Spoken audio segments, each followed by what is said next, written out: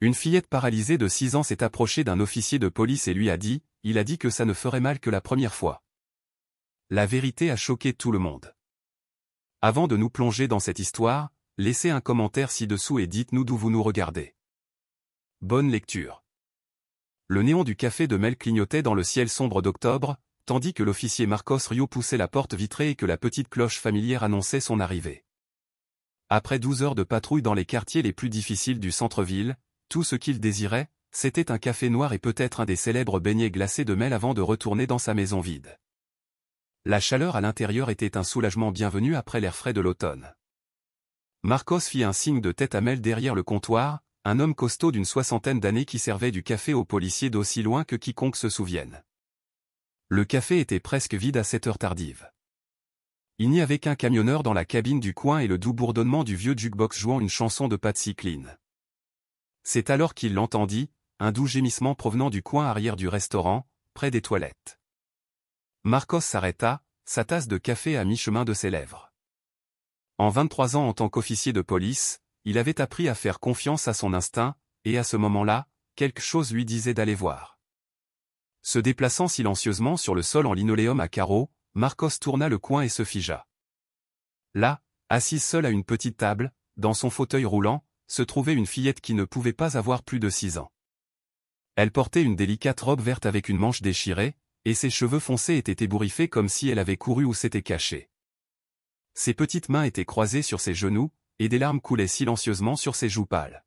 « Bonjour, ma chérie », dit doucement Marcos, s'accroupissant à sa hauteur. Sa voix avait le même ton doux qu'il utilisait avec sa propre fille, Béatrice, quand elle avait peur après l'accident de sa mère il y a 3 ans. « Est-ce que tu vas bien ?» La fillette le regarda avec les plus grands et les plus effrayés yeux bruns que Marcos n'ait jamais vus. Pendant un instant, elle ne parla pas, se contentant d'étudier son visage comme si elle essayait de décider si elle pouvait lui faire confiance. Puis, d'une voix à peine audible, elle dit quelque chose qui glaça le sang de Marcos, « Mon papa m'a dit que ça ne ferait mal que la première fois, mais il a menti. » Les mots restèrent suspendus dans l'air entre eux comme un coup de tonnerre. Marcos sentit son cœur faire un bond tandis que la signification derrière ces mots innocents le frappa comme un train de marchandises. Au cours de toutes ces années de travail policier, il en avait assez entendu pour savoir quand un enfant était en grave danger. Mais il y avait quelque chose chez cette fillette, quelque chose dans ses yeux qui parlait d'une douleur et d'une confusion indicible qu'aucun enfant ne devrait avoir à supporter. « Comment t'appelles-tu, mon ange ?» demanda Marcos, luttant pour garder sa voix ferme tandis que son esprit passait en revue les protocoles et les procédures. « Olivia » murmura-t-elle, s'essuyant le nez du revers de sa petite main. « Olivia Harrison. » Marcos regarda autour du café à la recherche d'un adulte qui pourrait être avec elle, mais elle était complètement seule. Comment une fillette de 6 ans en fauteuil roulant avait-elle pu se retrouver seule dans un café à 23 heures? Où étaient ses parents, et surtout, qu'est-ce qui l'avait poussée à prononcer ces mots dévastateurs?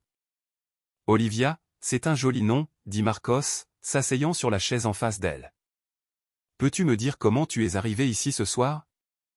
Où est ta famille? Les yeux de la fillette se tournèrent vers la porte, et Marcos vit quelque chose qui le glaça jusqu'aux os, une peur pure et indubitable. Non pas la méfiance normale qu'un enfant pourrait avoir envers un étranger, mais le genre de terreur qui provient d'un endroit beaucoup plus sombre. « Je suis partie, dit-elle d'une voix tremblante. Je devais partir. Je ne pouvais plus rester là-bas. Marcos tendit lentement la main vers sa radio, puis s'arrêta. Quelque chose lui disait que bouger trop vite, suivre la procédure standard, pourrait faire fuir cette fillette effrayée à nouveau. Au lieu de cela, il se pencha légèrement en avant, ne quittant jamais ses yeux des siens. « Olivia, tu es en sécurité maintenant, d'accord? Je suis un officier de police, et mon travail est d'aider les gens, surtout les petites filles courageuses comme toi. Peux-tu me dire où tu habites? Je veux m'assurer que tu es protégée. » Mais à la mention de rentrer chez elle, le visage d'Olivia se plissa, et elle secoua frénétiquement la tête. « Non, s'il vous plaît, je ne peux pas y retourner. Je ne peux pas. Il a dit que si je le disais à quelqu'un, quelque chose de terrible arriverait. » Le désespoir dans sa voix serra la poitrine de Marcos d'une fureur protectrice qu'il n'avait plus ressentie depuis que sa propre fille était petite. Quoi qu'il soit arrivé à cette fillette, quoi que l'ait poussée à fuir sa maison au milieu de la nuit, c'était assez grave pour annuler tous les instincts qu'une fillette de 6 ans a de faire confiance aux adultes de sa vie. Alors que Marcos regardait les yeux effrayés d'Olivia, il fit une promesse silencieuse qui allait changer leur vie pour toujours. Quoi qu'il en coûte, quelles que soient les règles qu'ils doivent contourner ou les protocoles qu'ils doivent briser, il allait s'assurer que cette fillette soit en sécurité. Mais d'abord, il devait découvrir exactement de quoi ou de qui elle fuyait.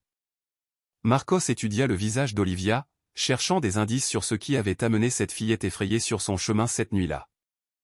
Ses petits doigts traçaient des motifs nerveux sur la table en plastique, et il remarqua qu'elle continuait de jeter des coups d'œil vers l'entrée du café, comme si elle s'attendait à ce que quelqu'un vienne la chercher.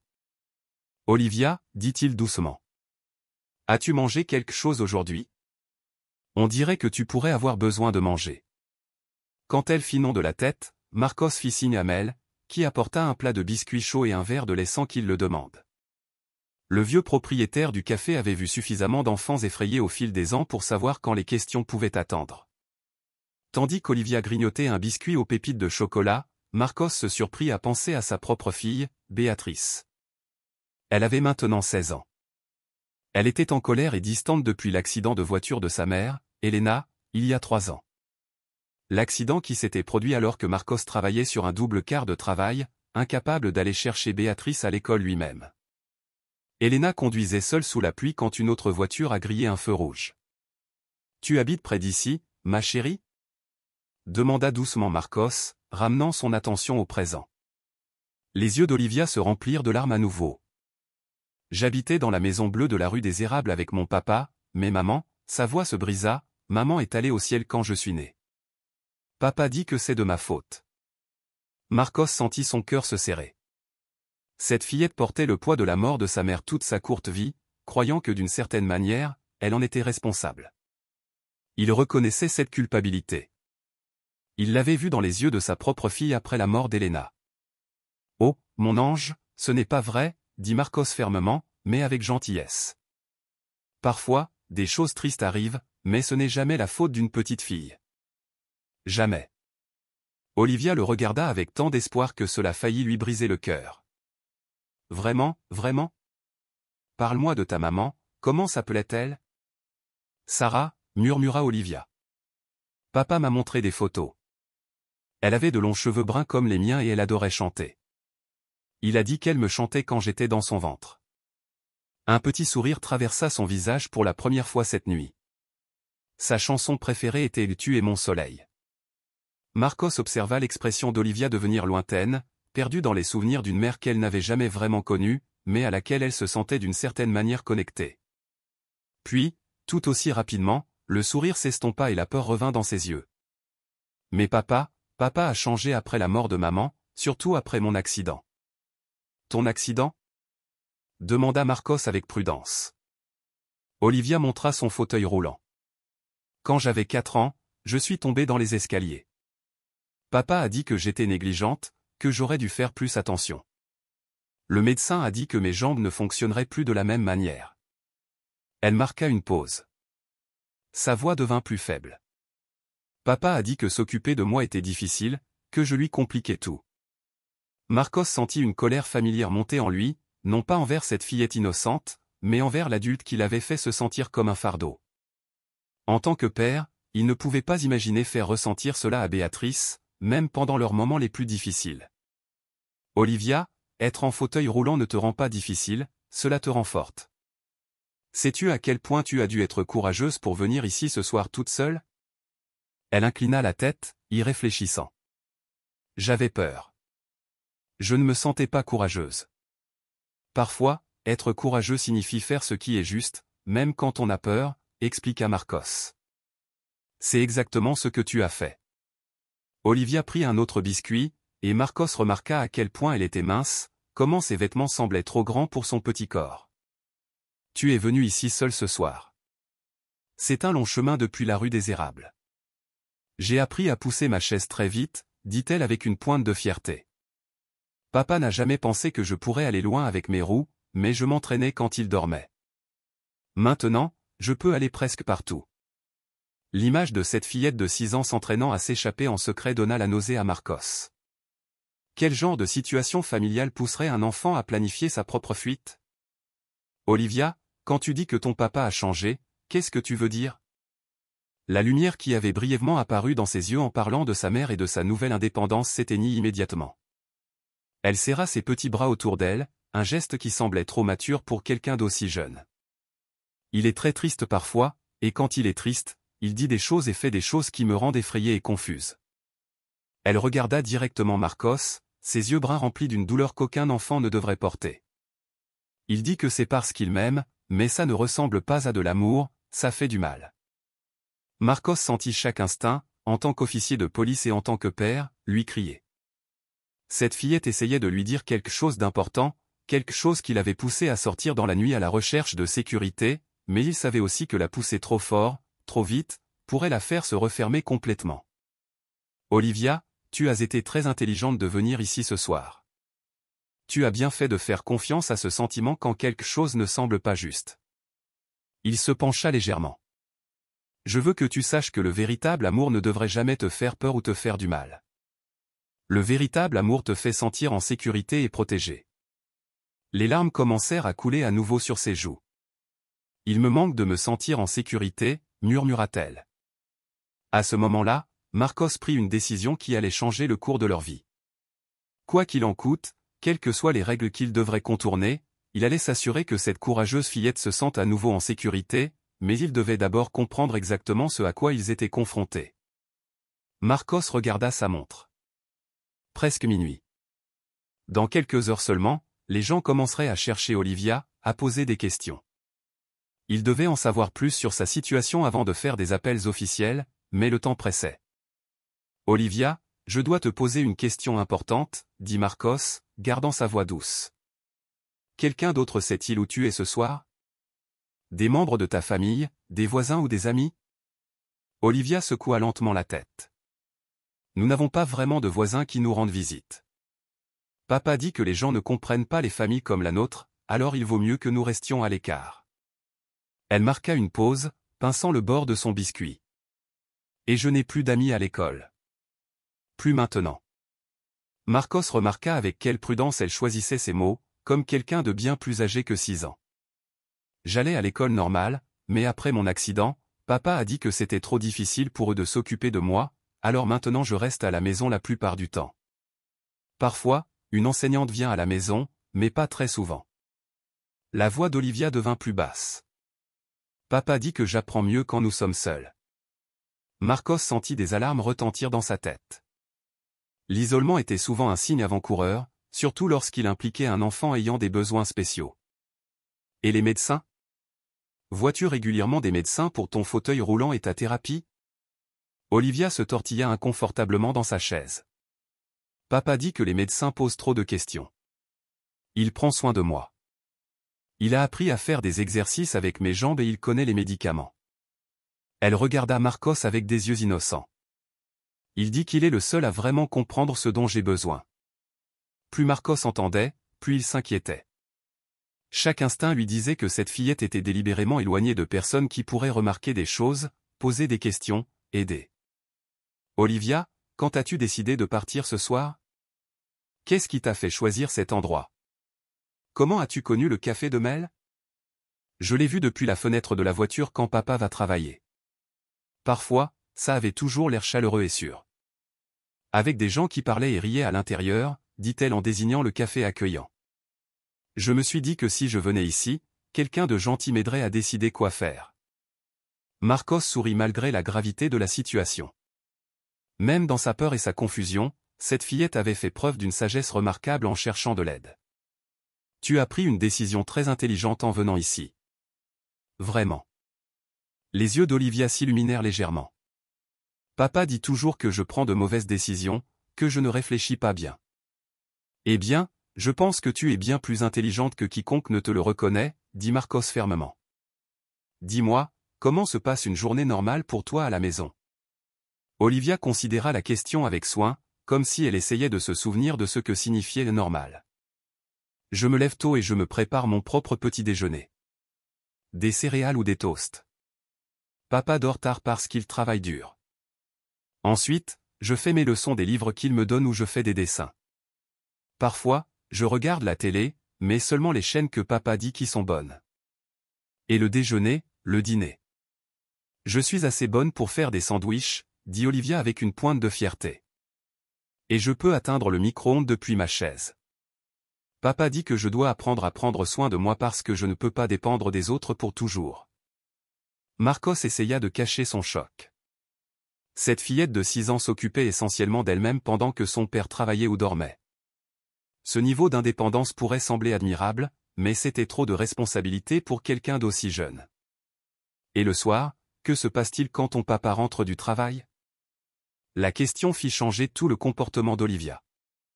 Ses épaules se tendirent, et elle se serra à nouveau dans ses bras. Là, c'est là que les choses deviennent compliquées. Compliquées comme quoi? Olivia regarda nerveusement autour du café, puis se pencha en avant et baissa la voix. Papa se sent seul, il manque beaucoup à maman, et il dit que je lui rappelle elle. Parfois, il veut être près de moi d'une manière qui me semble étrange. Il dit que c'est normal, que tous les papas et filles ont des moments spéciaux ensemble, mais, elle s'interrompit, incapable ou refusant de continuer. Marcos sentit son rythme cardiaque s'accélérer, mais il se força à rester calme et compréhensif. Mais cela ne te semble pas juste, acheva-t-il doucement. Olivia hocha la tête, des larmes se formant à nouveau dans ses yeux. J'ai essayé de lui dire que cela me mettait mal à l'aise, mais il se fâchait. Il disait que j'étais ingrate, qu'après tout ce qu'il avait fait pour moi, le moins que je pouvais faire était de l'aider à se sentir moins seule. Elle s'essuya le nez avec une serviette. Il a dit que si jamais je parlais à quelqu'un de nos moments spéciaux, il ne comprendrait pas et pourrait me l'enlever pour toujours. Les pièces du puzzle s'assemblaient, et Marcos sentit une froide fureur monter en lui. Cette fillette vulnérable était piégée dans une situation où son tuteur l'avait convaincu que son comportement inapproprié était normal, voire nécessaire. Olivia, écoute-moi très attentivement, dit Marcos d'une voix ferme mais douce. Rien de ce que tu m'as dit n'est de ta faute. Rien. Et tu avais tout à fait raison de te sentir mal à l'aise. Ces sentiments essayaient de te protéger. Mais papa dit. Parfois, les adultes disent des choses qui ne sont pas vraies, même quand ils sont censés prendre soin de nous, l'interrompit doucement Marcos. Ton travail n'est pas de faire en sorte qu'un adulte se sente moins seul. Ton travail est d'être une enfant, d'apprendre, de jouer, de te sentir en sécurité et aimé. Olivia le regarda avec de grands yeux, comme s'il venait de lui dire la chose la plus étonnante qu'elle ait jamais entendue. Vraiment, vraiment? Et Olivia, tu ne vas pas retourner dans cette maison ce soir. Je vais m'assurer que tu sois dans un endroit sûr pendant que nous trouvons le meilleur moyen de t'aider. Pour la première fois depuis qu'il l'avait trouvé, le visage d'Olivia montra autre chose que de la peur. Il montra de l'espoir. Mais Marcos savait que le plus difficile restait à venir. Mettre Olivia en sécurité n'était que le début. Marcos savait qu'il ne pouvait pas gérer cela seul. Bien que chaque fibre de son être veuille emmener Olivia chez lui immédiatement et la protéger lui-même, il comprenait que la bonne aide nécessitait les bonnes personnes. Il sortit son téléphone et fit 2 appels discrets. En 30 minutes, 2 femmes entrèrent dans le café de Mel. La première était Sarah Menet, une travailleuse sociale chevronnée aux yeux bienveillants et aux cheveux gris relevés en un chignon pratique. Elle travaillait avec des enfants vulnérables depuis plus de 25 ans et avait le don de rassurer les enfants effrayés. La seconde était la docteure Kelena Torres, une psychologue pour enfants spécialisée dans la thérapie des traumatismes. Elle portait un sac en cuir usé rempli de poupées, de matériel d'art et d'autres outils qui aident les enfants à exprimer ce que les mots ne peuvent pas capturer. Olivia, dit doucement Marcos. J'aimerais que tu rencontres 2 dames très spéciales qui aident les enfants. C'est mademoiselle Sarah et la docteure Elena. Elles sont ici parce que nous voulons tous nous assurer que tu sois en sécurité et heureuse. Olivia regarda les 3 adultes, ses petites mains agrippant les côtés de son fauteuil roulant. Vont-elles me ramener à la maison? Sarah s'agenouilla à la hauteur d'Olivia, sa voix chaude et rassurante. Ma chérie, notre travail n'est pas de te faire faire quoi que ce soit qui ne te semble pas sûr. Notre travail est de t'écouter et de trouver le meilleur moyen de t'aider. La docteure Elena ouvrit son sac et en sortit un petit éléphant en peluche à la douce fourrure grise. Sei. Il est avec moi depuis longtemps et il a aidé beaucoup d'enfants à raconter leurs histoires. Voudrais-tu le tenir pendant que nous parlons? Les yeux d'Olivia s'illuminèrent légèrement tandis qu'elle prenait l'éléphant, le serrant contre sa poitrine. C'était la première fois que Marcos la voyait chercher volontairement quelque chose de réconfortant. Olivia, continua la docteure Elena. L'officier Marcos nous a dit que tu as été très courageuse ce soir. Parfois, lorsque les enfants sont assez courageux pour demander de l'aide, cela signifie qu'ils ont des choses importantes à partager. Est-ce vrai pour toi? Olivia hocha lentement la tête, toujours agrippée à l'éléphant. Je crois que oui, mais j'ai peur de ce qui va se passer maintenant. C'est tout à fait normal, dit Sarah. Les grands changements peuvent être effrayants, même quand ce sont de bons changements. Peux-tu nous dire ce qui te préoccupe le plus? Et si papa a des ennuis à cause de moi? Et si la raison est que personne d'autre ne voudra s'occuper de moi à cause de mon fauteuil roulant? La voix d'Olivia était à peine un murmure. Marcos sentit son cœur se briser à nouveau. Même après tout cela, cette fillette se souciait encore de protéger la personne qui l'avait blessée. Oh, mon ange, dit doucement Sarah. Il y a tellement de personnes merveilleuses qui adoreraient prendre soin d'une fillette spéciale comme toi. Ton fauteuil roulant ne te rend pas plus difficile à aimer, il te rend unique et forte. La docteure Elena sortit un ensemble de crayons de couleur et du papier. Olivia, parfois, il est plus facile de dessiner nos sentiments que d'en parler. Voudrais-tu nous montrer ta famille à travers des dessins? Tandis qu'Olivia commençait à dessiner, Marcos s'écarta avec Sarah. Que se passe-t-il maintenant? Demanda-t-il à voix basse. Nous suivons les canaux appropriés, mais nous agissons vite, répondit Sarah. La docteure Selena fera une évaluation préliminaire ce soir, et nous organiserons un placement d'urgence temporaire. Compte tenu de ce que tu m'as dit, cette fillette ne peut pas retourner dans cette maison. Marcos hocha la tête, sentant une vague de soulagement. Et le père, c'est là que ça se complique. Nous aurons besoin d'une enquête formelle, ce qui signifie impliquer les services de protection de l'enfance et potentiellement la division des détectives. Sarah étudia le visage de Marcos. Je sais que c'est personnel pour toi, Marcos. Je le vois dans tes yeux, mais tu dois être prêt. Ces affaires peuvent prendre du temps et ne se terminent pas toujours comme nous l'espérons. De l'autre côté du café, la docteure Selena examinait le dessin d'Olivia. La fillette avait dessiné une maison avec deux figures, une grande étiquetée, papa, et une beaucoup plus petite dans ce qui semblait être un fauteuil roulant étiqueté, moi. Mais ce qui attira l'attention de tous, ce furent les gribouillis sombres entourant la plus petite figure et le fait que les deux figures étaient très proches l'une de l'autre d'une manière qui semblait inconfortable même dans le dessin d'un enfant. Olivia, peux-tu me parler de ce dessin? Demanda doucement la docteure Elena. Ce sont papa et moi dans notre maison. Regardez, je me suis dessinée petite parce que c'est comme ça que je me sens la plupart du temps. Olivia désigna les gribouillis sombres. Et ce sont les sentiments de peur que j'ai quand papa veut notre temps spécial. La docteure Elena et Sarah échangèrent des regards significatifs. Même sans détails explicites, le dessin en disait long sur l'état émotionnel et la situation de vie d'Olivia. Juste à ce moment-là, le téléphone de Marcos vibra avec un message de sa fille Béatrice. « Papa, quand rentres-tu à la maison? J'ai encore fait un cauchemar à propos de maman. » Marcos regarda le message, partagé entre son devoir envers cette fillette effrayée devant lui et sa propre fille qui avait besoin de lui à la maison. Comme si elle lisait son conflit, Olivia leva les yeux de son dessin. « Officier Marcos, vous avez des enfants? » « Oui, j'ai une fille qui s'appelle Béatrice. Elle a 16 ans. » « Avez-vous de la chance de l'avoir comme papa? » La question innocente frappa Marcos plus fort que le poing de n'importe quel suspect. « J'espère, ma chérie. Je fais de mon mieux pour la garder en sécurité. » Olivia sourit pour la deuxième fois cette nuit. « On voit que vous êtes un bon papa. Vous me faites aussi me sentir en sécurité. » À ce moment-là, Marcos réalisa que sauver cette fillette pourrait être la clé pour guérir sa propre famille brisée. 3 jours plus tard, Marcos se retrouva dans le foyer d'enfants temporaire où Olivia avait été placée, le refuge du soleil. C'était une installation chaleureuse et accueillante, spécialisée dans l'accueil des enfants ayant des besoins spéciaux. En franchissant les portes principales, il put entendre le son d'enfants qui riaient et jouaient au loin. Il trouva Olivia dans la salle d'art, complètement absorbée, peignant un magnifique paysage avec des collines ondulantes et un soleil éclatant. Son visage était plus détendu que ce qu'il l'avait vu auparavant, et elle fredonnait doucement pour elle-même.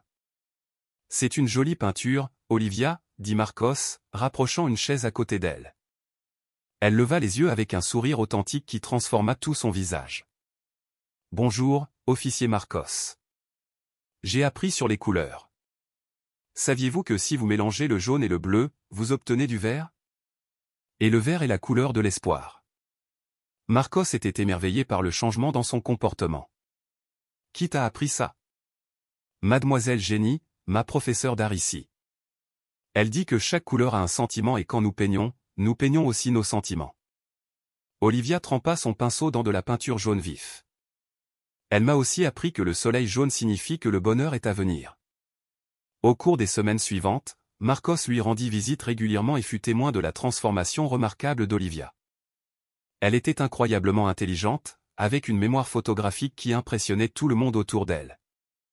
Elle pouvait réciter des histoires entières après les avoir entendues une seule fois et avait une compréhension intuitive de la musique qui étonnait le musicothérapeute de l'établissement. « Écoutez ça, officier Marcos », s'exclama Olivia lors d'une visite, ses doigts dansant sur les touches d'un petit clavier. La mélodie qui en sortit était étrangement belle. Une version simplifiée de « Tu es mon soleil », la chanson préférée de sa mère. « Olivia, c'est incroyable. Comment as-tu appris à jouer ça ? » « Je l'entends simplement dans ma tête, et mes doigts savent où aller, » dit-elle avec un émerveillement innocent. Mademoiselle Jenny dit que j'ai un don. Elle dit que les dons sont faits pour être partagés avec le monde. La docteure Elena, qui observait depuis la porte, s'approcha d'eux avec un sourire chaleureux. Olivia a fait des progrès remarquables. Elle dort toute la nuit, interagit avec d'autres enfants et fait preuve de qualité de leader naturel. Hier, elle a aidé un enfant plus jeune qui était effrayé lors de sa première nuit ici. Marcos sentit son cœur se gonfler de fierté. « Que as-tu fait, ma chérie ?» Thomas pleurait parce que sa maman lui manquait, alors je lui ai chanté la chanson du soleil et je lui ai dit que parfois, quand de mauvaises choses arrivent, c'est juste la façon dont le monde nous prépare à quelque chose de beau. La sagesse d'Olivia semblait aller bien au-delà de ses 6 ans. Je lui ai dit que les aides ici sont comme des anges, et les anges savent toujours comment faire pour que les cœurs effrayés se sentent mieux. Mais malgré ces signes encourageants, Marcos remarqua des contradictions préoccupantes. Lorsqu'on lui posait des questions sur l'école, les amis ou les expériences normales de l'enfance, Olivia devenait silencieuse et distante. Elle ne mentionnait jamais de fêtes d'anniversaire, de camarades de jeu ou même de choses simples comme aller dans un parc ou un magasin. « Olivia » demanda doucement Marcos lors d'une visite. « Que te souviens-tu d'avoir été heureuse avant de venir ici ?»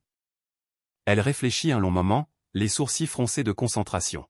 « Je me souviens d'être heureuse quand je dessinais seule et quand je regardais les oiseaux par la fenêtre, mais je ne me souviens pas d'avoir été heureuse avec d'autres personnes, sauf peut-être avec maman sur les photos que papa m'a montrées. » Et avec ton papa, y a-t-il eu des moments heureux? L'expression d'Olivia changea immédiatement, devenant réservée et prudente. Papa disait que nous étions heureux ensemble. Il disait que nos moments spéciaux étaient des moments heureux, même si cela ne me semblait pas tel. Elle baissa les yeux vers ses mains. Peut-être que je ne comprends juste pas ce que le bonheur est censé être. La docteure Elena échangea un regard significatif avec Marcos. Olivia, le vrai bonheur se sent léger et libre, comme quand tu peins ou que tu joues de la musique. Il ne se sent jamais effrayant ou confus. Mais papa a dit. Parfois, les gens que nous aimons disent des choses qui ne sont pas tout à fait vraies, l'interrompit doucement Marcos. Ce qui compte, c'est ce que tu ressens. Tes sentiments sont toujours importants et toujours vrais. Cette nuit-là, alors que Marcos rentrait chez lui, il ne pouvait s'empêcher de penser aux mots d'Olivia. Une fillette de 6 ans qui ne comprenait pas ce qu'était le bonheur, qui avait été convaincue que la confusion et la peur étaient des parties normales de l'amour. Quand il entra par la porte d'entrée, il trouva sa fille Béatrice assise à la table de la cuisine, regardant ses devoirs, mais clairement pas concentrée.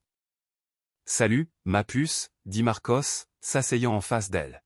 « Comment s'est passée ta journée ?» Béatrice leva les yeux avec des yeux fatigués. « Papa, je peux te demander quelque chose ? Tu crois que maman était heureuse avant l'accident ? Je veux dire, vraiment. » La question prit Marcos par surprise. Bien sûr qu'elle l'était. Pourquoi demandes-tu ça? Parce que parfois, je me souviens qu'elle était triste, surtout quand tu devais travailler tard. Parfois, je me demande si nous savions comment nous rendre heureux les uns les autres ou si nous pensions simplement que nous le savions. Marcos regarda sa fille, réalisant que la situation d'Olivia le faisait tout remettre en question sur sa propre famille. Combien de signes avait-il manqué? Combien de fois avait-il supposé que tout allait bien alors que ce n'était peut-être pas le cas? Béatrice, je crois que nous avons peut-être tous besoin d'apprendre à reconnaître le vrai bonheur ensemble. Alors qu'il bordait Béatrice au lit cette nuit-là, Marcos ne pouvait se débarrasser du sentiment que sauver Olivia était d'une certaine manière lié au fait de sauver sa propre famille de la douleur silencieuse qu'il portait depuis la mort d'Elena. Marcos commença son enquête minutieuse sur la vie de David Harrison. Sachant qu'il devait procéder avec prudence, ce qu'il découvrit dressait un tableau confus qui rendait son travail encore plus difficile. David Harrison était très respecté dans la communauté. Ses collègues de l'entreprise de construction le décrivaient comme travailleur et dévoué. Cet homme ferait n'importe quoi pour sa petite fille, dit son superviseur Thomas Bravo. Il parle toujours de combien il l'aime, quel est tout ce qu'il a au monde. Les voisins de la rue des Érables n'avaient que des éloges. Madame Rodriguez, de la maison d'Accent Grave Côté, secoua la tête avec sympathie lorsque Marcos lui posa des questions sur la famille. Un père si dévoué. Vous devriez voir comment il s'occupe de cette douce fillette. Il ne demande jamais d'aide. Il ne se plaint jamais de la difficulté d'élever une fille handicapée. Juste. Marcos remarqua ce qui n'était pas dit. Personne n'avait mentionné avoir vu Olivia jouer dehors. Personne n'avait parlé de fête d'anniversaire ou d'amis qui lui rendaient visite. Personne n'avait d'histoire sur le rire de la fillette ou des activités normales d'enfants.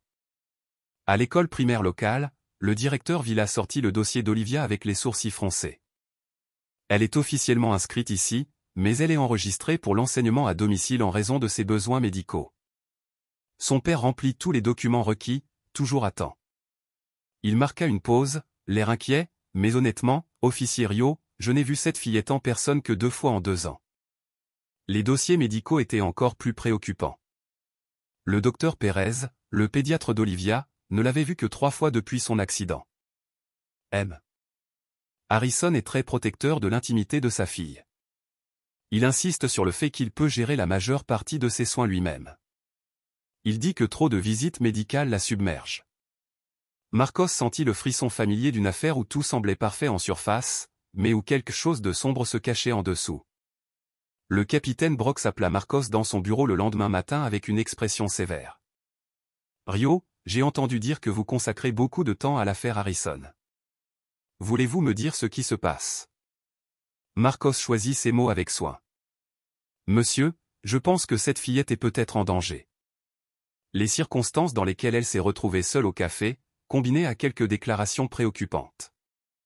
Des déclarations préoccupantes d'une fillette de 6 ans avec une lésion cérébrale traumatique? L'interrompit Brox. Rio, vous vous souvenez de l'affaire Martinez, n'est-ce pas? La mâchoire de Marcos se contracta. 3 ans auparavant, il avait poursuivi une affaire impliquant un enfant qu'il était sûr d'être maltraité pour découvrir que la famille faisait face aux séquelles d'un grave accident de voiture. Son implication émotionnelle lui avait presque coûté son insigne. C'est différent, capitaine. Est-ce le cas, ou projetez-vous vos propres problèmes familiaux sur cette situation? Brox se pencha en avant. La mort de votre femme vous a durement frappé, et je le comprends, mais je ne peux pas vous permettre de refaire les mêmes erreurs. Après avoir quitté le bureau du capitaine, Marcos se rendit chez Francisco, Paco, Moral. Le sergent à la retraite le reçut avec du café et un regard de complicité. Paco, comment sais-tu quand suivre ton instinct est la bonne chose à faire? Même quand tous les autres pensent que tu as tort. Paco resta silencieux un long moment. En 30 ans dans la police, j'ai appris que parfois, le système protège les mauvaises personnes. Parfois, être un bon policier signifie être prêt à contourner certaines règles pour sauver un enfant. Il rencontra le regard de Marcos. Mais tu ferais mieux d'être foutrement sûr d'avoir raison, parce que si tu te trompes, ça te détruira. Cette nuit-là, Marcos s'assit à la table de sa cuisine avec Béatrice, aux prises avec la décision la plus importante de sa carrière. Devait-il reculer et suivre les ordres ou faire confiance à ses instincts concernant Olivia? « Papa, tu as l'air distrait toute la semaine, » dit Béatrice, levant les yeux de ses devoirs. « C'est à cause de cette fillette que tu as trouvé. » Marcos fut surpris par la perspicacité de sa fille. « Oui, c'est ça. J'essaie de trouver comment l'aider. » Qu'aurait fait maman? La question frappa Marcos comme un coup physique. Elena avait toujours été la boussole morale de sa famille, celle qui se battait pour ce qui était juste, quelles qu'en soient les conséquences. Elle se serait battue pour cette fillette, quoi qu'il arrive, dit Marcos à voix basse.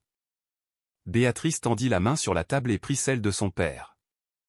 Alors, c'est peut-être ce que tu devrais faire aussi. C'est peut-être ainsi que nous honorons la mémoire de maman, en protégeant les gens qui ne peuvent pas se protéger eux-mêmes. Marcos regarda sa fille de 16 ans, émerveillé par sa sagesse et sa maturité. Quand es-tu devenue si intelligente? J'ai appris en te regardant, papa.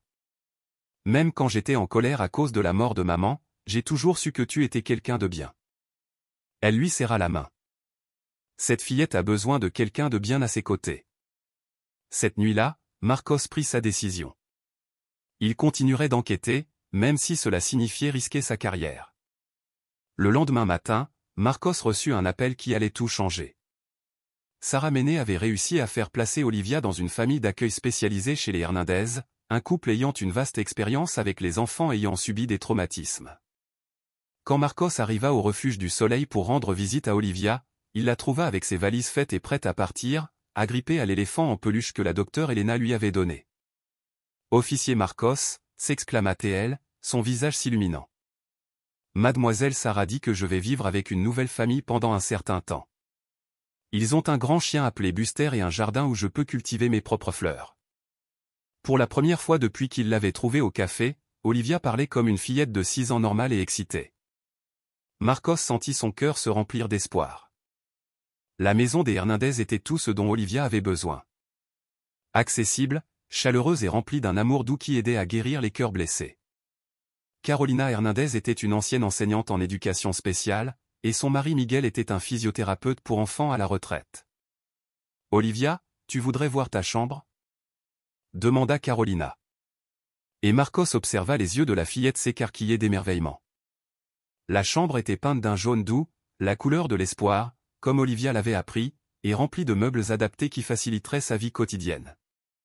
Mais ce qui fit pousser un soupir de joie à Olivia fut le petit clavier posé sur une table parfaitement positionnée pour son fauteuil roulant. « C'est pour moi ?» murmura-t-elle. « Tout musicien a besoin d'un instrument, » dit Miguel avec un sourire chaleureux. « J'ai entendu dire que tu avais un grand don. » Cette nuit-là, alors que Marcos rentrait chez lui, il se permit d'être prudemment optimiste. Pour la première fois depuis des semaines, Olivia était dans un endroit vraiment sûr avec des gens qui comprenaient ses besoins et ne voulaient rien d'autre que l'aider à guérir.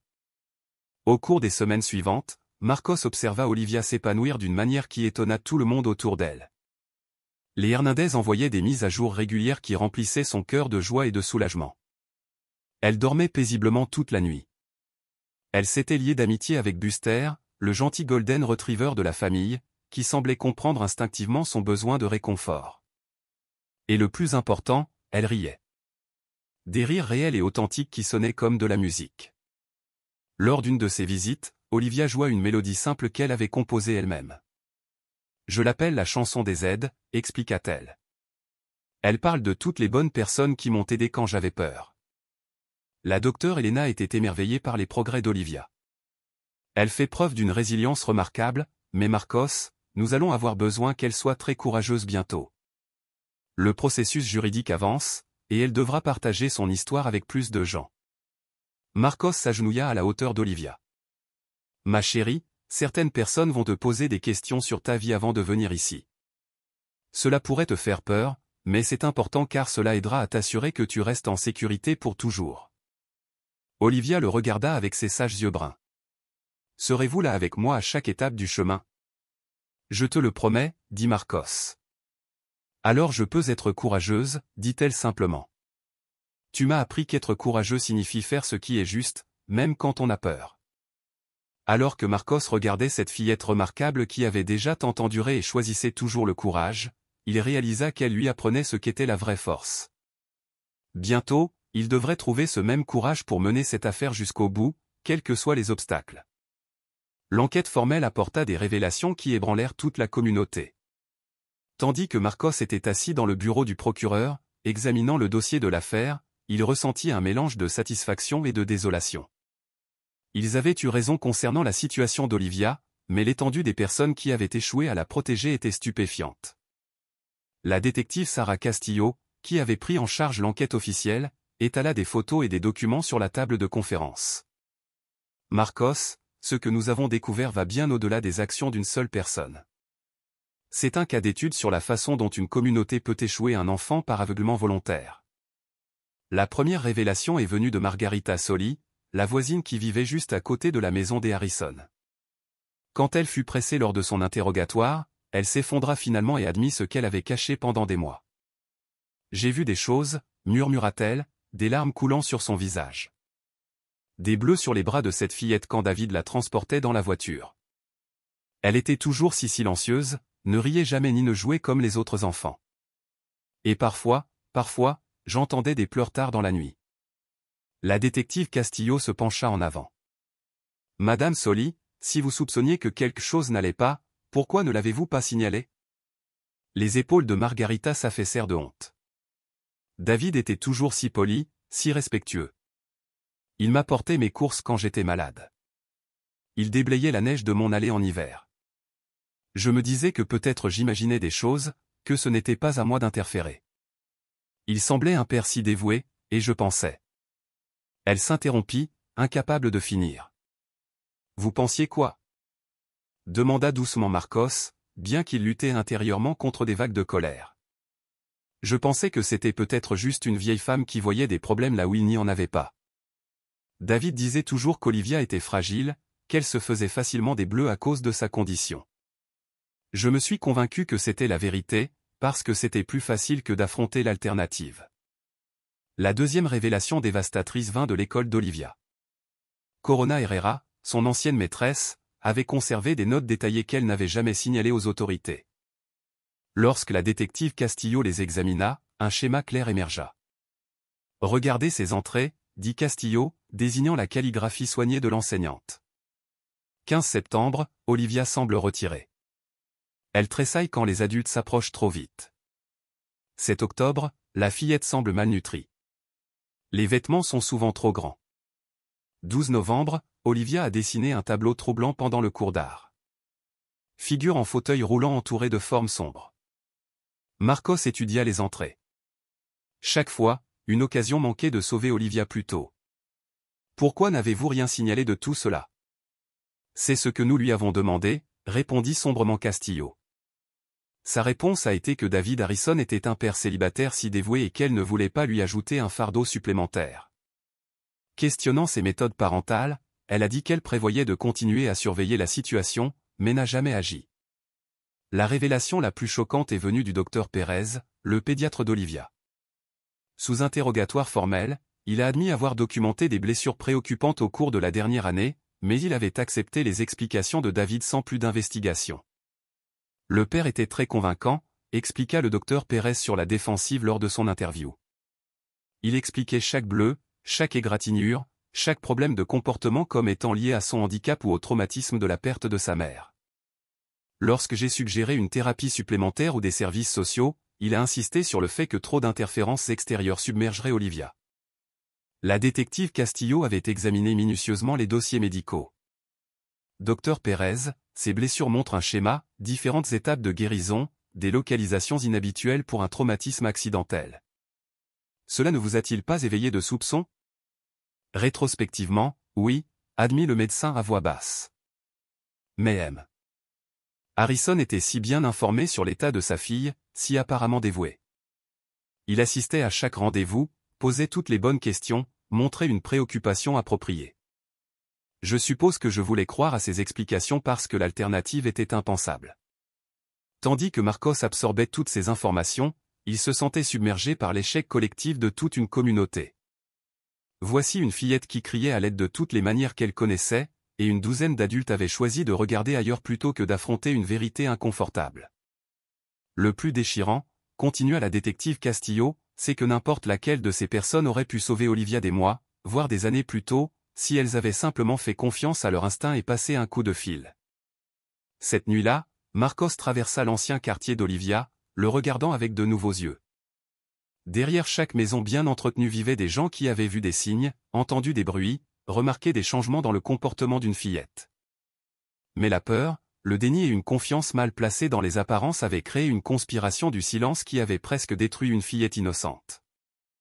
Il arrêta sa voiture devant la maison des Harrison, maintenant vide et sombre. Le ruban de la scène du crime flottait dans la brise du soir, et Marcos pensa à toutes les nuits qu'Olivia avait passées derrière ses murs, attendant que quelqu'un remarque, que quelqu'un se soucie suffisamment pour poser les bonnes questions. Son téléphone vibra avec un message de Carolina Hernandez. Olivia a joué sa chanson des aides pour les autres enfants ce soir. Elle leur a dit que même quand beaucoup de gens n'écoutent pas, il suffit d'une seule personne qui le fasse pour tout changer. J'ai pensé que tu devrais le savoir. Marcos sourit à travers ses larmes. Même après tout ce qu'elle avait enduré, même sachant combien de personnes l'avaient abandonnée, Olivia croyait toujours au pouvoir d'une personne de faire la différence. Elle leur enseignait à tous que l'héroïsme n'était pas une question de perfection, mais de volonté d'agir lorsque l'action était nécessaire. Alors qu'il rentrait chez lui avec Béatrice, Marcos fit une promesse silencieuse à Olivia et à chaque enfant comme elle. Il ne laisserait plus jamais la courtoisie, le doute ou la peur de se tromper l'empêcher de protéger quelqu'un qui avait besoin d'aide. La communauté avait fait défaut à Olivia, mais maintenant cette même communauté devrait faire face aux conséquences de son silence et apprendre à faire mieux, car si ce n'était pas le cas, il y aurait d'autres enfants, d'autres cris à l'aide qui ne seraient pas entendus. Et c'était un échec qu'aucun d'eux ne pouvait se permettre de répéter. Les marches du palais de justice étaient bondées de journalistes et de membres de la communauté lorsque le jour tant attendu arriva enfin. Marcos ajusta une dernière fois son uniforme avant de franchir les lourdes portes de chêne, sachant qu'aujourd'hui, l'avenir d'Olivia et peut-être le sien serait déterminé. À l'intérieur de la salle d'audience, l'atmosphère était tendue, mais pleine d'espoir. Marcos s'assit au premier rang où il pouvait voir clairement Olivia. Elle était assise entre Carolina Hernandez et la docteure Elena Torres, dans une jolie robe bleue, serrant l'éléphant en peluche qui était devenu son compagnon constant. Malgré tout ce qu'elle avait traversé, elle semblait plus forte, plus saine et plus en sécurité que la fillette effrayée qu'il avait trouvée au café de Mel 6 mois auparavant. La procureure Jennifer Vargas se tint devant le jury, sa voix claire et passionnée. « Mesdames et messieurs, cette affaire est plus que les crimes d'une seule personne. Il s'agit de la façon dont nous, en tant que communauté, protégeons nos membres les plus vulnérables. Il s'agit d'écouter lorsqu'un enfant trouve le courage de parler et d'agir lorsque nous voyons des signes que quelque chose ne va pas. » David Harrison était assis à la table des accusés, ne ressemblant en rien au monstre que Marcos avait imaginé. Il avait l'air d'un homme ordinaire, fatigué, vaincu, mais conservant toujours la façade d'un père aimant victime du système. Plusieurs témoins à charge avaient déjà témoigné en sa faveur, le dépeignant comme un père célibataire dévoué, accablé par les circonstances. « Votre honneur » avait auparavant plaidé son avocat de la défense, « Mon client est un homme qui a perdu sa femme et qui a eu du mal à élever seul une fille handicapée. Toute erreur de jugement est due au deuil et à l'inexpérience, et non à une intention malveillante. » Mais Marcos connaissait la vérité. Il avait vu la peur dans les yeux d'Olivia cette première nuit. Il avait entendu la confusion dans sa voix alors qu'elle essayait de comprendre pourquoi l'amour semblait si terrifiant. Quand vint le moment du témoignage d'Olivia, toute la salle devint silencieuse. La juge Rebecca Martinez avait mis en place des aménagements spéciaux.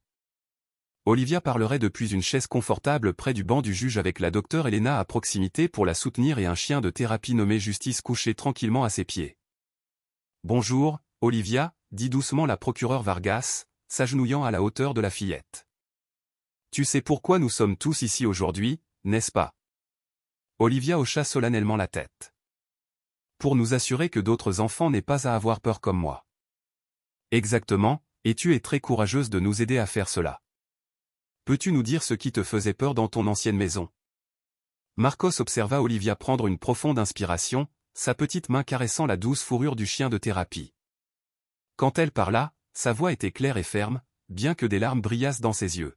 « Papa m'a dit que comme maman était allée au ciel, il se sentait très seul. Il a dit que c'était mon travail de l'aider à ne plus être triste. » Elle marqua une pause, regardant directement le jury. « Mais les choses qu'il voulait que je fasse pour l'aider me rendaient confuse et mal à l'aise à l'intérieur.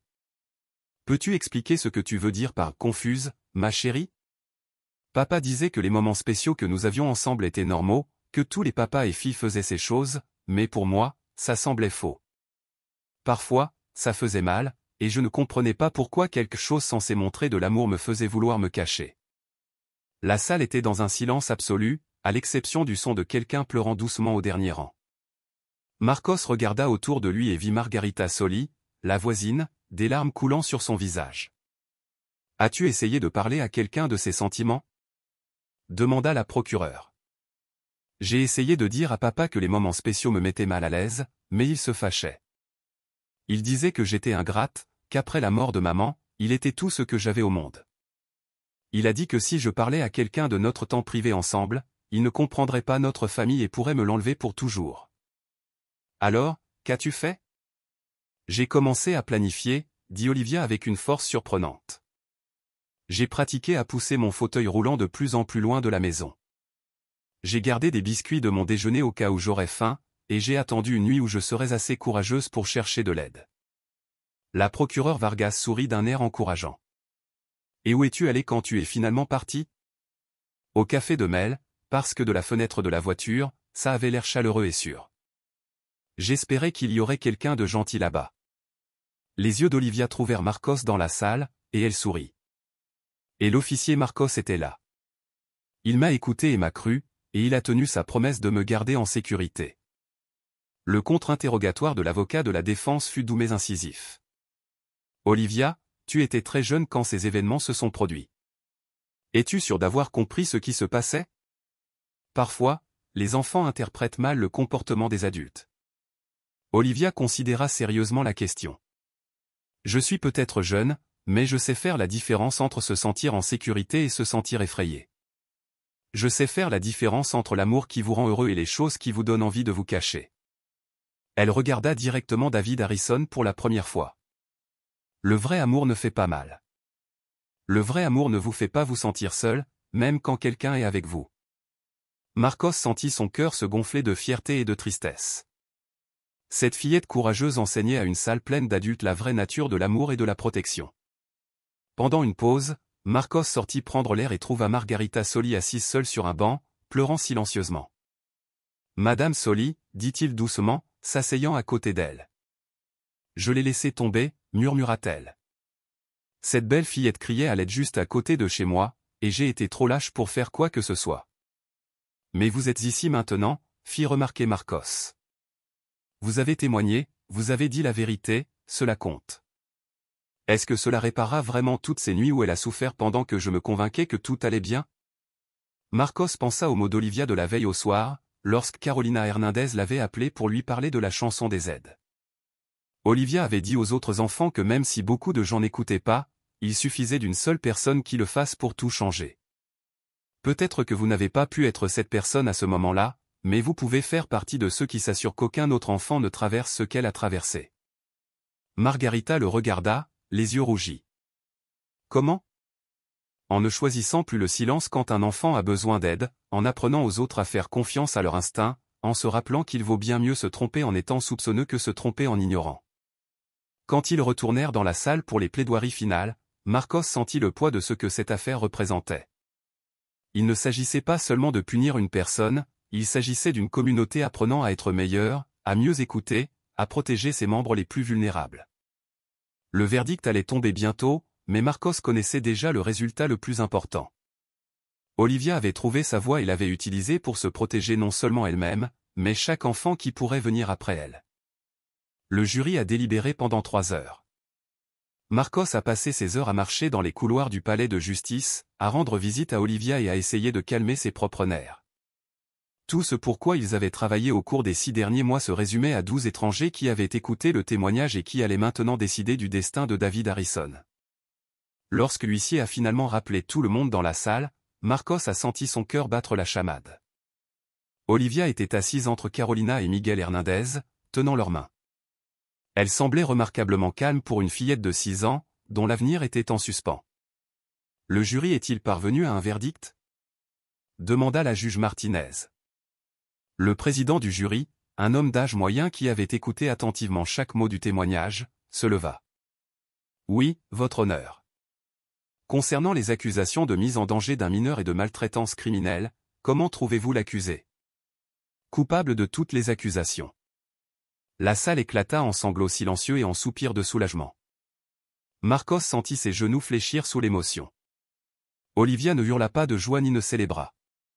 Elle ferma simplement les yeux et respira profondément, comme si un poids qu'elle avait porté toute sa vie s'était enfin envolé. David Harrison ne montra aucune émotion tandis que le verdict était lu. son avocat lui murmura quelque chose à l'oreille, mais il se contenta de regarder droit devant lui, comprenant enfin que sa façade soigneusement construite s'était complètement effondrée. La juge Martinez a programmé le prononcé de la sentence pour la semaine suivante, mais elle avait des mots pour toutes les personnes présentes. Cette affaire a révélé des lacunes à tous les niveaux de notre communauté. Les cris d'aide d'une enfant n'ont pas été entendus pendant trop longtemps, non pas parce que les gens ne les ont pas remarqués, mais parce qu'ils ont choisi de ne pas agir sur ce qu'ils ont vu. Elle regarda directement la salle bondée. J'espère que chacun d'entre vous comprendra que la protection des enfants n'est pas la responsabilité de quelqu'un d'autre, c'est la responsabilité de nous tous. Et j'espère que le courage dont a fait preuve cet enfant inspirera chacun d'entre vous à parler la prochaine fois que vous verrez un enfant dans le besoin. Après l'audience, Marcos se retrouva seul avec Olivia pendant quelques minutes tandis que les Hernandez parlaient avec la procureure. Elle était assise tranquillement dans son fauteuil roulant, fredonnant l'air de « Tu es mon soleil ».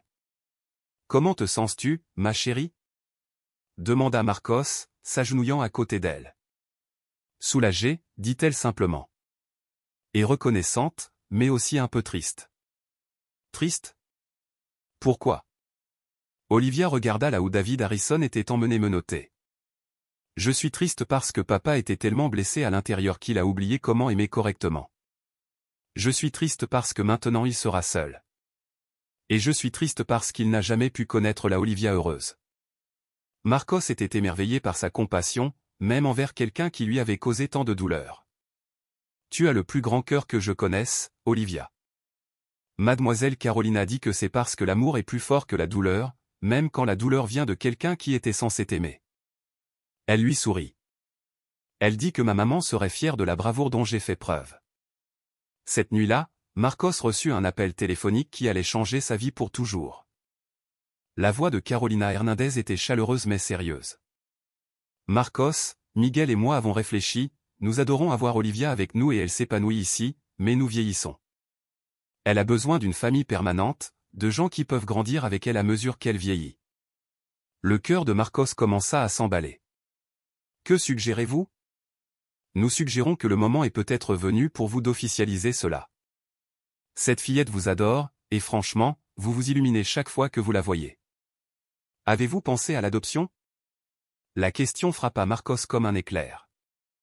Il y avait pensé chaque fois qu'il voyait Olivia rire, chaque fois qu'elle l'appelait son héros aidant, chaque fois qu'elle jouait sa musique avec tant de joie et de détermination, mais il avait eu peur de l'exprimer, peur que ce soit trop espéré.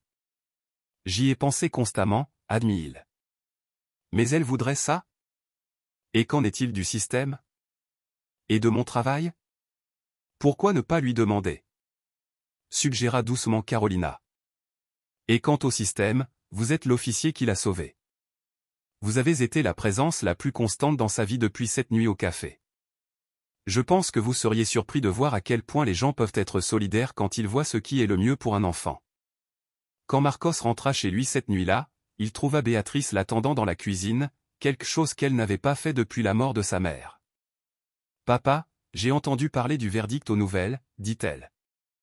Je suis fière de toi de t'être battu pour elle. Merci, ma puce. Cela signifie beaucoup. » Béatrice hésita, puis prit une profonde inspiration. « Papa, je dois te dire quelque chose. Ces derniers mois, à te voir te soucier d'Olivia, à voir à quel point elle compte pour toi, ça m'a rappelé qui tu étais avant que maman ne meure, avant que nous ne nous perdions tous les deux dans notre chagrin. » Marcos s'assit en face de sa fille, sentant que c'était une conversation importante. « J'ai été en colère contre toi pendant si longtemps parce que j'avais l'impression que tu avais renoncé à être heureux après la mort de maman. Mais en te voyant avec Olivia, je peux voir que tu n'as pas abandonné. Tu avais juste besoin de quelqu'un qui ait autant besoin de toi que tu avais besoin d'eux. » Les yeux de Marcos se remplirent de larmes. « Béatrice, je n'ai jamais voulu. Je sais, papa. Et je veux que tu saches que si tu penses à demander à Olivia de faire partie de notre famille de façon permanente, tu as tout mon soutien. En fait, plus que ça, je veux qu'elle soit ma sœur. Elle m'a déjà appris plus sur le courage et le pardon que je n'en ai appris ailleurs. » Le lendemain matin, Marcos se rendit chez les Hernandez, le cœur rempli d'une émotion nerveuse. Quand il arriva, il trouva Olivia dans le jardin, prenant grand soin d'un petit parterre de tournesol qu'elle avait planté des semaines auparavant. « Regardez, officier Marcos, il commence à fleurir, s'exclama-t-elle, son visage rayonnant de joie. Mademoiselle Carolina dit que les tournesols se tournent toujours vers la lumière, tout comme les gens quand ils sont prêts à grandir. Marcos sut qu'il n'y aurait jamais de moment plus parfait. Olivia, j'ai quelque chose d'important à te demander. Elle s'approcha de lui dans son fauteuil roulant, la curiosité brillait dans ses yeux. Qu'est-ce que c'est? Qu'est-ce que tu dirais de venir vivre avec Béatrice et moi? Pas juste en visite, mais pour toujours, comme ma fille. Le visage d'Olivia passa par une série d'émotions, surprise, espoir, joie et quelque chose qui ressemblait à de l'incrédulité. Vous voulez que je sois votre fille pour de vrai? Je ne désire rien de plus au monde, dit Marcos, la voix étranglée par l'émotion. Si tu m'acceptes comme ton papa. Olivia se jeta de son fauteuil roulant dans les bras de Marcos, tous deux pleurant et riant en même temps. Oui, oui, oui, oui. J'ai souhaité ça toutes les nuits. Tandis que Marcos tenait cette fillette courageuse et belle qui avait changé sa vie de toutes les manières possibles. Il réalisa que parfois, les personnes les plus brisées se trouvent au moment exact pour s'aider mutuellement à guérir. 6 mois après la finalisation de l'adoption, Marcos réalisa que ramener Olivia à la maison n'était que le début de leur véritable voyage ensemble. La période de lune de miel était terminée, et le travail ardu de devenir une vraie famille avait commencé. Cela commença par les cauchemars. Malgré toutes les thérapies et la guérison, Olivia se réveillait en criant certaines nuits, appelant la mère qu'elle n'avait jamais connue ou pleurant d'être mauvaise. Marcos et Béatrice se relayaient pour rester avec elle jusqu'à ce qu'elle se rendorme. Mais l'épuisement commençait à peser sur tout le monde. Je ne comprends pas, sanglota Olivia une nuit particulièrement difficile.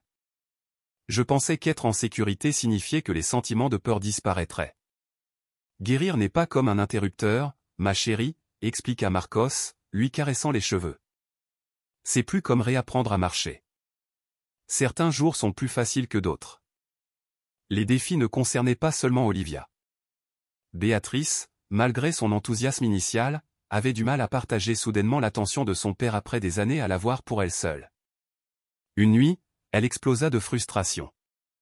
Je sais que j'ai dit que je la voulais ici, mais je ne savais pas que ce serait si difficile, cria-t-elle après qu'Olivia ait interrompu leur dîner père-fille pour la 3e fois avec une crise de panique. Je me sens mal d'être en colère contre elle, mais je suis quand même en colère. Marcos s'assit dans sa voiture après le travail ce jour-là, remettant tout en question. Était-il vraiment prêt à aider cet enfant traumatisé? Était-il juste envers Béatrice? Avait-il commis une terrible erreur, pensant que l'amour suffirait?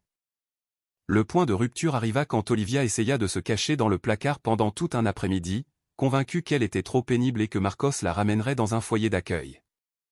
Quand Marcos la trouva, elle était recroquevillée avec son éléphant en peluche, pleurant silencieusement. « J'ai entendu Béatrice dire que je donne beaucoup de travail, » murmura Olivia. « Peut-être que je devrais retourner chez Mademoiselle Carolina pour que votre vraie famille puisse redevenir heureuse. » Cette nuit-là, Marcos convoqua une réunion de famille. Les trois s'assirent dans le salon et, pour la première fois depuis l'adoption, parlèrent honnêtement de leur lutte. « Être une famille ne signifie pas que nous sommes heureux tout le temps, » dit Marcos. « Cela signifie que nous nous engageons à traverser les moments difficiles ensemble. Les vraies familles se disputent, se frustrent et font des erreurs, mais nous ne nous abandonnons pas les uns les autres. » Béatrice prit la main d'Olivia.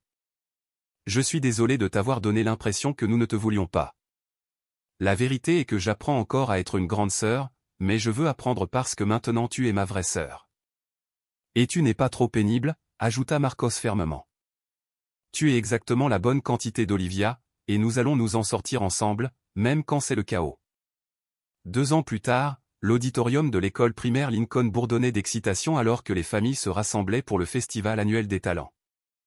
Marcos et Béatrice étaient assis au premier rang, regardant nerveusement Olivia, 8 ans, se positionner au piano sur scène. Elle avait tellement grandi, non seulement physiquement, mais émotionnellement. La fillette effrayée et confuse du café de Mel était devenue une enfant confiante et joyeuse qui riait facilement et aimait férocement. Elle avait encore des jours difficiles, mais ils devenaient de plus en plus rares. « Mesdames et messieurs, » annonça la directrice de l'école, « veuillez accueillir Olivia Rio, qui interprétera une composition originale. » Marcos sentit son cœur se gonfler de fierté tandis qu'Olivia commençait à jouer. La mélodie était étrangement belle, une pièce sur laquelle elle travaillait depuis des mois, inspirée d'une chanson que sa mère biologique adorait. Tandis que la musique remplissait l'auditorium, Olivia commença à chanter d'une voix claire et douce. « Tu es mon soleil, mon seul soleil.